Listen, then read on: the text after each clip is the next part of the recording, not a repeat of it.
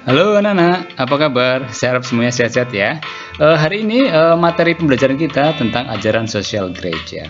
Nah, sebelum memulai pembelajaran ini, saya minta kalian ya kita siapkan diri, kita hendak berdoa supaya kita betul-betul hari ini bisa memahami bagaimana gereja mengajarkan kita bertindak dan bersikap menanggapi persoalan-persoalan yang terjadi di dunia ini. Kita siapkan hati kita hari ini akan mengawali pembelajaran kita dengan berdoa. Marilah kita berdoa dalam nama Bapa dan Putra dan Roh Kudus. Amin. Bapa yang penuh kasih, Engkau menciptakan manusia sebagai makhluk yang paling mulia, sebagai citra atau gambarmu sendiri. Namun dalam kehidupan dunia ini sering terjadi martabat manusia yang luhur itu diperlakukan tidak baik oleh sesama manusia yang lain. Pada pelajaran ini kami akan belajar tentang ajaran sosial gereja yang mengajak kami untuk selalu menghargai martabat pribadi manusia dalam hidup dan karya. Doa ini kami satukan dengan doa yang diajarkan oleh Yesus sendiri kepada kami.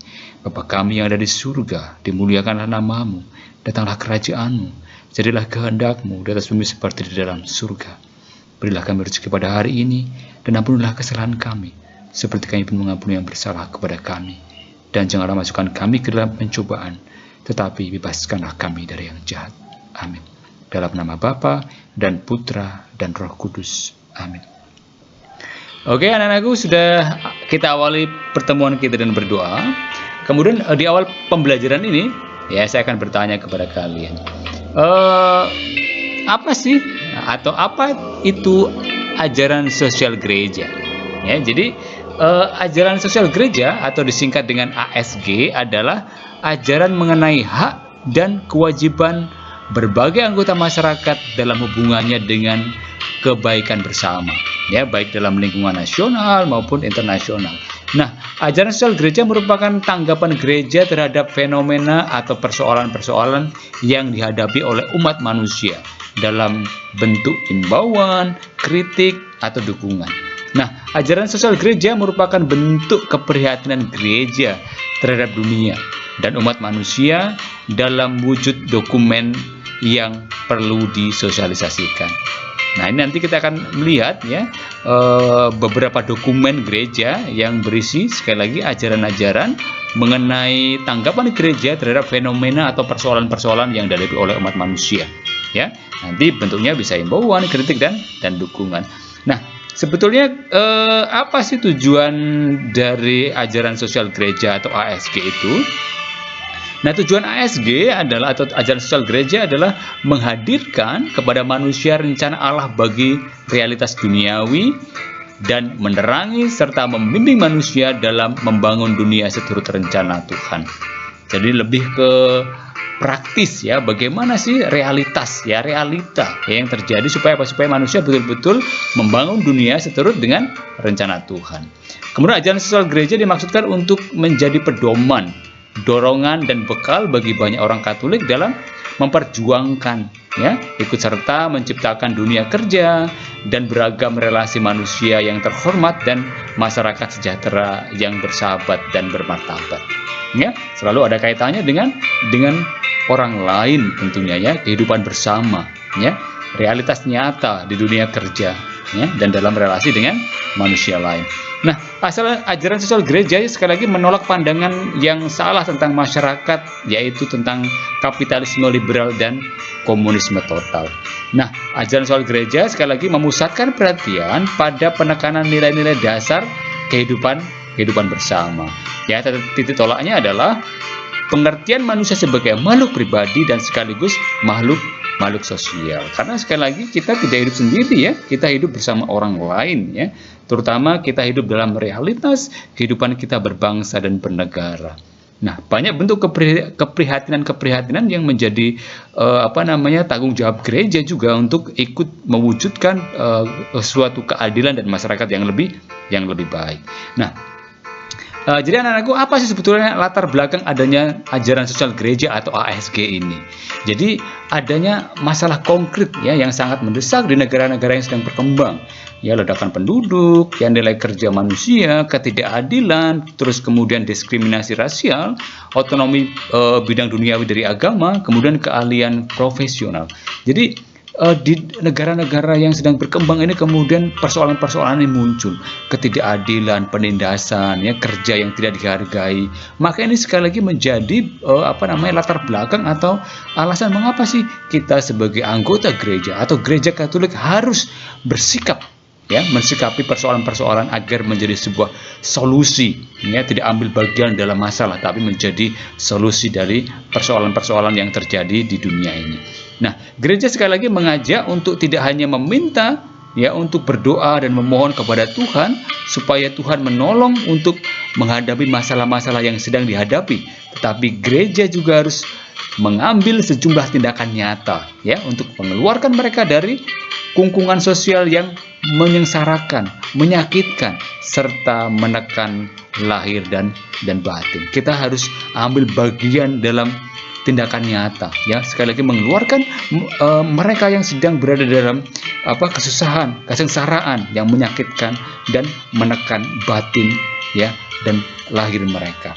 Nah, jadi sekali lagi kita diajak untuk tidak menjadi puas, ya, bila kita dipenuhi kebutuhan pribadi kita dengan kegiatan ibadat, ya, sudah senang, ya, dengan hanya memberikan dana atau uang bagi mereka yang sengsara. Tapi kita sekali lagi lebih, ya, harus sampai pada mencari sebab-sebab mengapa sih ada pengemis, mengapa ada pengangguran sebagai hal yang berhubungan dengan iman. Jadi kita diajak untuk ambil solusi, memberikan solusi, ya, menemukan penyebab mengapa semuanya itu terjadi. Nah, maka dengan kata lain sekali lagi kita diundang untuk apa?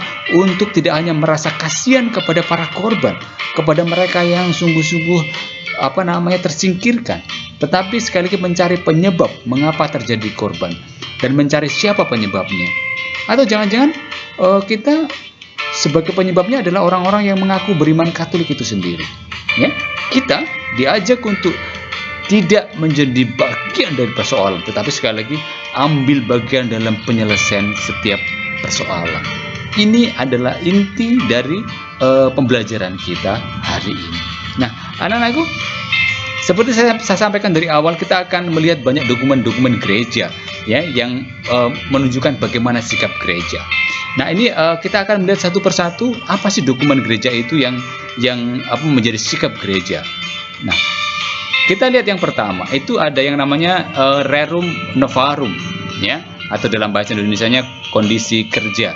Ini ensiklik yang dikeluarkan oleh Paus Leo ke-13, ya. Jadi dikeluarkan tahun 1891, ya, Rerum Novarum atau disingkat RN, merupakan ensiklik pertama ajaran sosial gereja, ya, menaruh fokus keprihatinan pada kondisi kerja pada waktu itu dan tentu saja nasib para buruhnya, ya.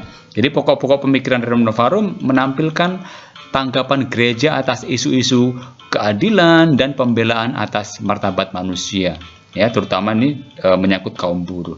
Nah, kemudian ada yang namanya ensiklik Quadragesimo Anno atau dalam bahasa Indonesia tahun ke-40, ya, oleh Paus Pius ke-11. Nah, dikeluarkan tahun 1931, ya, Quadragesimo Anno atau disingkat QA, ya, memiliki judul yaitu rekonstruksi tatanan sosial.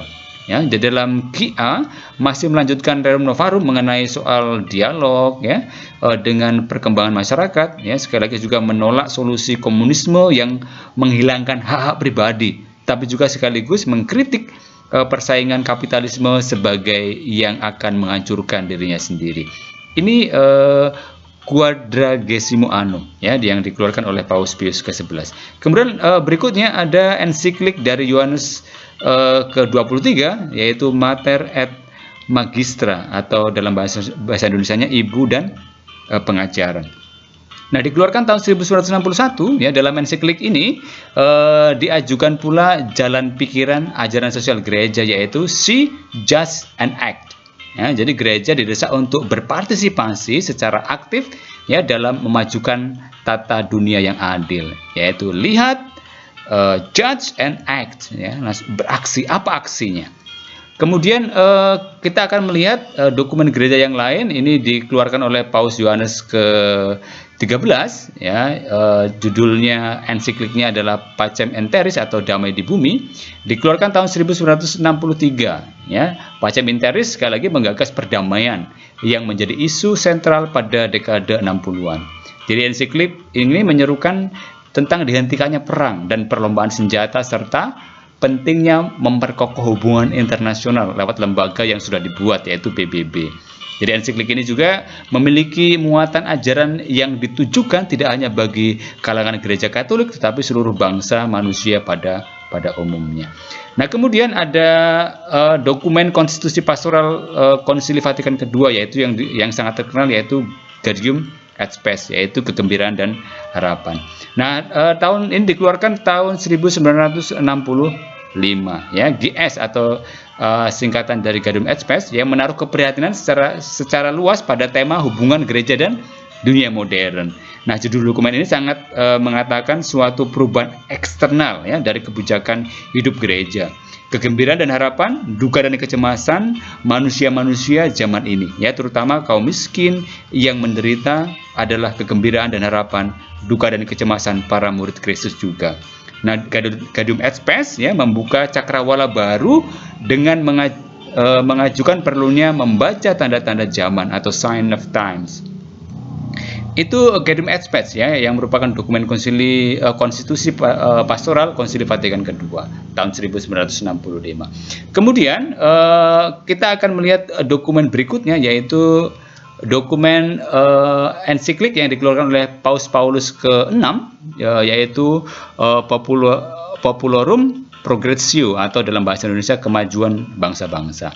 Nah, dikeluarkan tahun 1967 ya. Ensiklik ini menaruh perhatian secara khusus pada perkembangan masyarakat dunia, peristiwa-peristiwa negara yang sedang berkembang.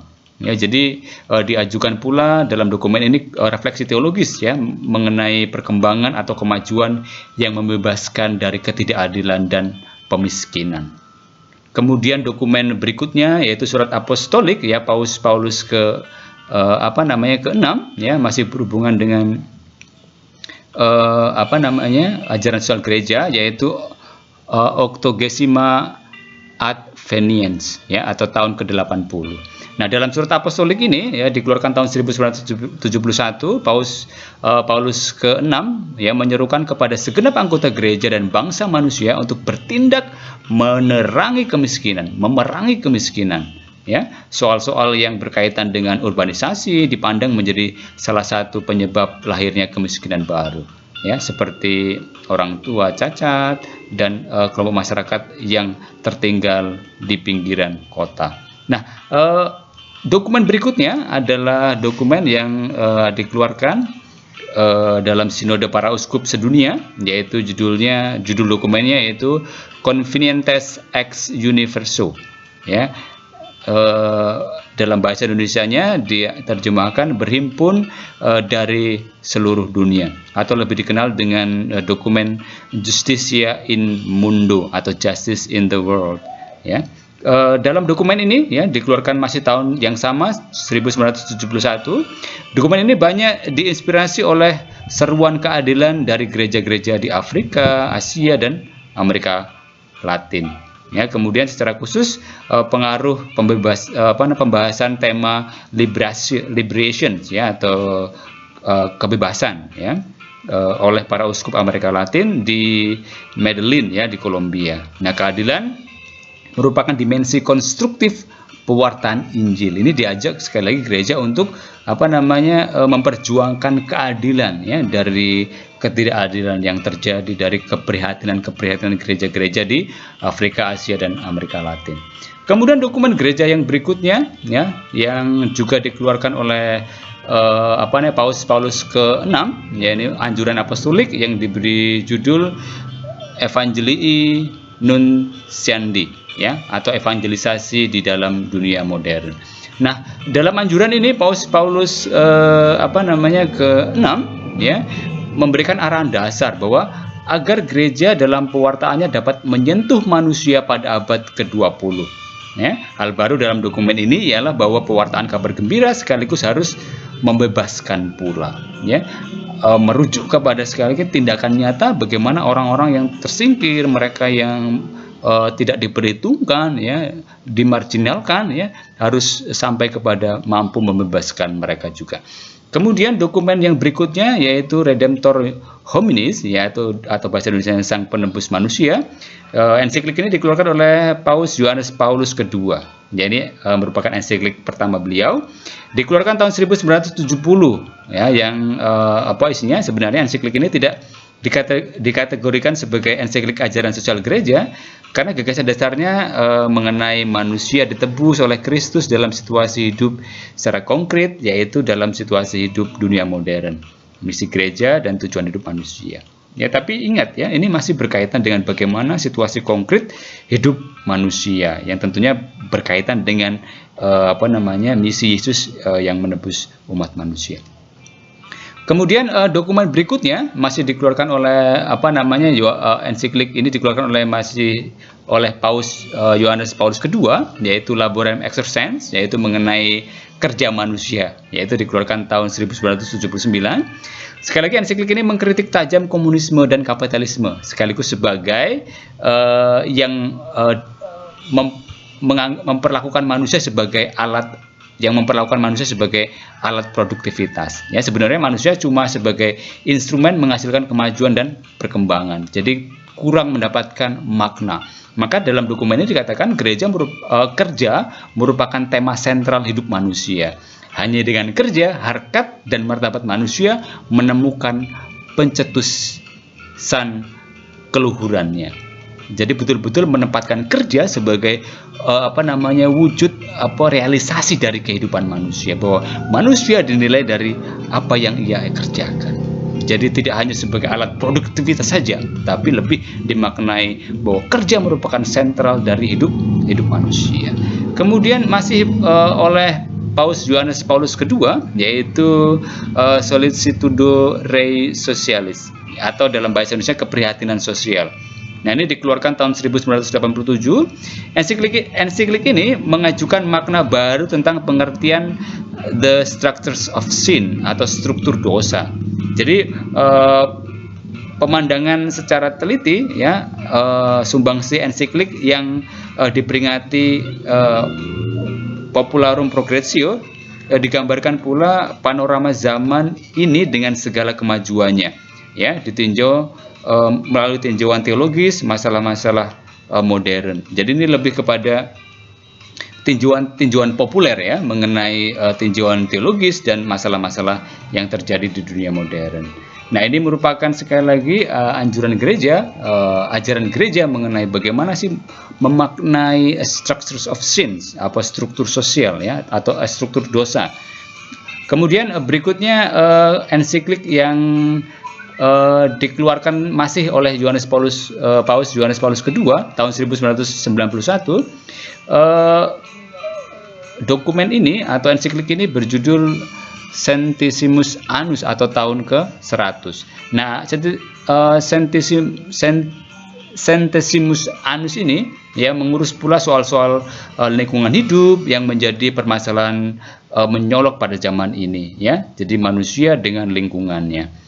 Kemudian ada juga dokumen yang dikeluarkan oleh Kongregasi Suci untuk Ajaran Iman yang diberi judul The Participations of Catholics in a Political Life. Ya, jadi lebih mengajak, dikeluarkan tahun 2002. Ya, dokumen ini merupakan garis bawah penting, ya, mengenai pentingnya partisipasi umat Katolik dalam kehidupan politik. Ya. Jadi umat Katolik tidak boleh pasif. Kemudian melalui dokumen Caritatis in Veritate, ya, kasih dalam kebenaran. Ini dikeluarkan oleh Paus Benediktus ke-16, ya, tahun 2009. Ensiklik ini berbicara tentang perkembangan integral manusia dalam kasih dan kebenaran. Ini, ya, integral menjadi satu, ya, kesatuan mengenai perbuatan kasih dan kebenaran. Jadi itulah ensiklik-ensiklik yang ajaran sosial gereja yang berhubungan dengan bagaimana tanggapan gereja terhadap persoalan-persoalan yang terjadi di dunia ini, ya, mulai kemiskinan, ketidakadilan, ya, kemudian mungkin juga persekusi, ya, penindasan, Nah, sebetulnya ada 7 tema kunci dari ensiklik-ensiklik itu kalau kita bisa simpulkan. Jadi, apa? Yang pertama adalah kesucian hidup manusia dan martabat pribadi harus dijunjung tinggi melebihi benda-benda dan harus dijaga sejak dikandung ibunya. Ini hal yang penting karena menyangkut hak hakiki manusia. Kemudian yang kedua adalah panggilan untuk membentuk keluarga Allah di tengah masyarakat yang melibatkan semua warga. Ya, dikatakan dalam kitab Kejadian, tidak baik hidup manusia hidup sendirian. Maka sekali lagi ini berkaitan bukan orang per orang, pribadi per pribadi, melainkan juga melibatkan masyarakat, ya, seluruh warga masyarakat.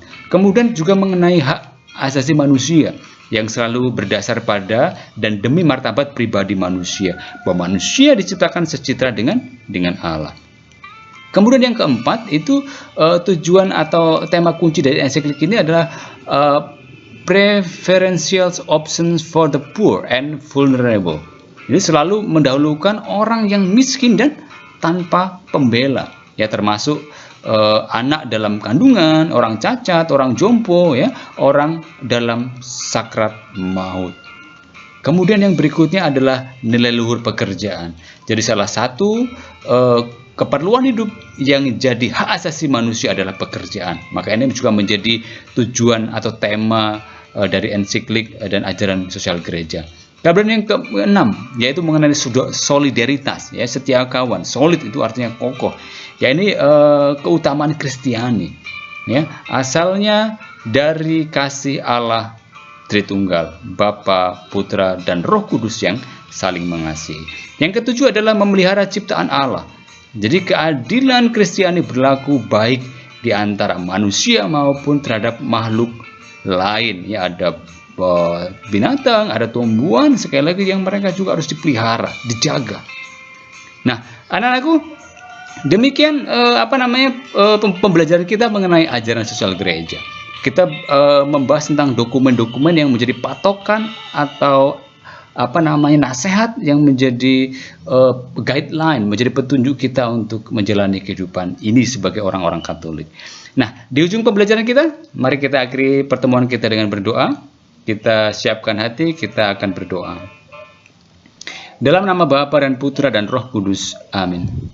Allah Bapa yang Maha Baik, terima kasih atas bimbingan-Mu selama pelajaran ini. Semoga pada masa mendatang, oleh berkat-Mu kami mampu membangun masyarakat yang sehat, yang dicirikan oleh adanya pengakuan terhadap martabat pribadi manusia, kesejahteraan bersama, serta solidaritas sebagai sesama manusia ciptaan. Amin. Dalam nama Bapa dan Putra dan Roh Kudus. Amin. Oke, anak-anakku, kita akan mengakhiri, ya, pembelajaran kita dengan kita sudah berdoa. Nah, sekarang untuk penilaian kita ada beberapa pertanyaan yang harus kalian jawab, ya. Yang pertama, jelaskan apa yang dimaksud dengan ajaran sosial gereja. Yang kedua, tuliskan 3 dokumen gereja yang memuat ajaran sosial gereja. Ya, 3 dokumen saja. Tadi kita sudah banyak, ya. Ada sekitar 7 lebih tadi, ya, dokumen gereja, entah ensiklik, dan kemudian juga anjuran-anjuran dari Bapak Paus. Kemudian yang ketiga, jelaskan tujuan ajaran sosial gereja. Tadi tujuannya apa? Sudah tadi, ya. Kemudian yang keempat, tuliskan tindakan yang dapat Anda lakukan untuk turut serta dalam melaksanakan ajaran sosial gereja. Kita bisa buat apa? Ya. Melihat ketidakadilan, melihat situasi yang terjadi dalam masyarakat, apa yang kita bisa lakukan. Kemudian untuk tugasnya, saya mintakan untuk mencari berita di media cetak atau elektronik mengenai peran Gereja Katolik Indonesia dalam mewujudkan ajaran sosial gereja, ya, mengenai keadilan, mengenai bagaimana kita sebagai manusia merawat alam ciptaan, ya. Silakan nanti cari berita itu di media online atau media cetak. Kemudian tulis judul dan apa sih isi beritanya. Kemudian setelah selesai nanti kirimkan lewat WA atau Google Form, ya, atau di Google Classroom. Oke, anak-anakku, teman-teman. Jadi ini pembelajaran kita hari ini semoga sungguh menjadi berkat bagi kita semua mewujudkan ajaran ini dalam kehidupan kita sehari-hari. Kita tidak hanya berdoa saja, tetapi kita merealisasikan dalam tindakan dan perbuatan kita. Oke, yang belum subscribe silakan tekan tombol subscribe dulu supaya kita tidak tertinggal pelajaran-pelajaran kita berikutnya. Oke, sampai ketemu, bye-bye. Tuhan memberkati. God bless you.